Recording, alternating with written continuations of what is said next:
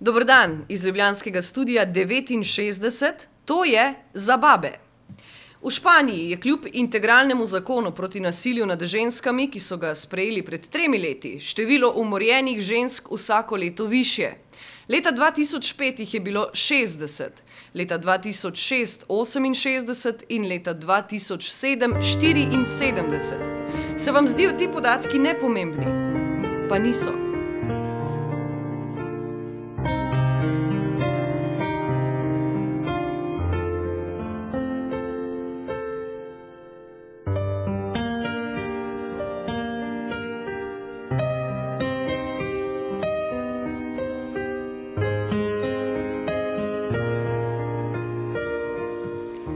Med žrtvami je vse več tujk. Amnesty International pa opozarja, da so zlasti izpostavljene ženske, ki nimajo dokumentov.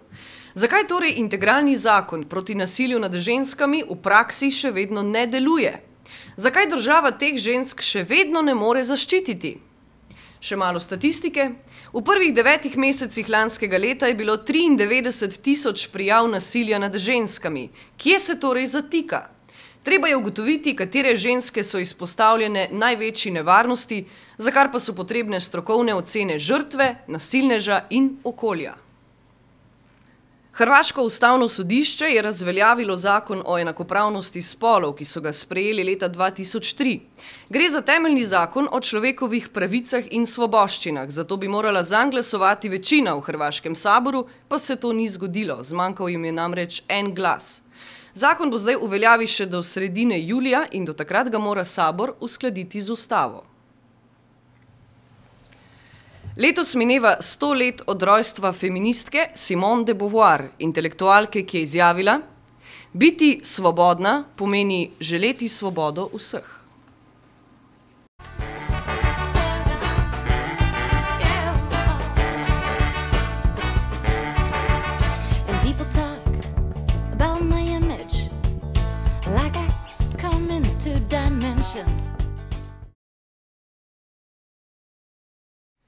Bila je romanopiska, esejistka in političarka. Slednje je postala malce pozno, kar je tudi obžalovala.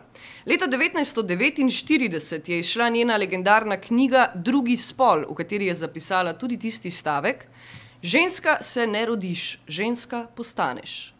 Kar pomeni, da biti ženska ni biološka usoda, temveč izid zgodovinskega razvoja družb. V Basri, drugem največjem iraškem mestu, je bilo lani ubitih 133 žensk. 79 so očitali, da kršijo islamske zakone. 47 jih je umrlo zaradi umorov iz časti, druge pa so ubili zaradi njihovega političnega prepričanja. Pred ameriško invazijo leta 2003 je bila Basra znana po mešanem prebivalstvu in dejavnem nočnem življenju. Zdaj so ponekod po mestu grafiti, ki grozijo tistim ženskam, ki se ličijo in se v javnosti kažejo nezakrite. Since the occupation, women have fallen victims. Really, they are the first victims of this ongoing occupation in Iraq. You have various religious organizations who are using the occupation to terrorize women, to veil them, to prevent them from going to work, from going to universities. And in other words, women have been enslaved in their own homes, and they are keeping themselves busy with looking after children, or just doing very ordinary tasks at home and basically looking after the safety and security of the household.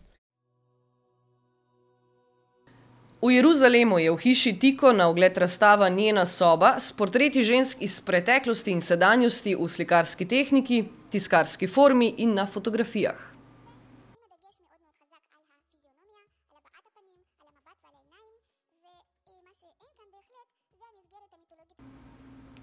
V Ameriki rojena in od leta 1971 v Jeruzalemu živeča pisateljica Naomi Ragen je pred 1 letom na sodišče vložila zanimivo prijavo. Ob neki priložnosti je namreč sedla v sprednji del avtobusa ortodoksnih vernikov in s tem prekršila pravilo, da morajo ženske sedeti v zadnjem delu avtobusa. Seveda je požela burno reakcijo, zaradi česar se je počutila, zato tudi vložena prijava, ponižano, zasramovano in fizično ogroženo. Vlagateljice peticije sedanjo situacijo tako primerjajo z rasno diskriminacijo v ZDA v 20 letih prejšnjega stoletja in apartheidom v Južni Afriki do 90 let prejšnjega stoletja.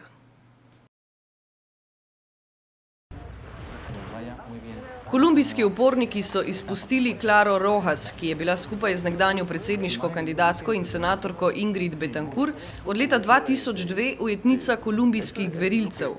Betancourtjeve niso izpustili. V reševalni akciji, ki jo je vodil sam Hugo Chávez, pa so poleg 44-letne Rojasove rešili še Consuelo González, nekdanjo senatorko. Clara Rojas se bo ta teden v Španiji udeležila 4. mednarodnega kongresa žrtev terorizma. Odkar je 27. decembra v Keniji na spornih predsedniških volitvah zmagal Kibaki, so v državi protesti, ker ljudje menijo, da je volilni rezultat ponarejen. Od tedaj je bilo umorjenih več kot 600 ljudi, okoli 500 tisoč je razseljenih in njihova lastnina uničena. Še posebej so nasilju tam izpostavljene ženske. Nad njimi se sprte strani znašajo tako fizično, psihično kot seksualno. Kenya is strongly patriarchal, and so the issues of leadership and decision making are normally endorsed or rather run by the men.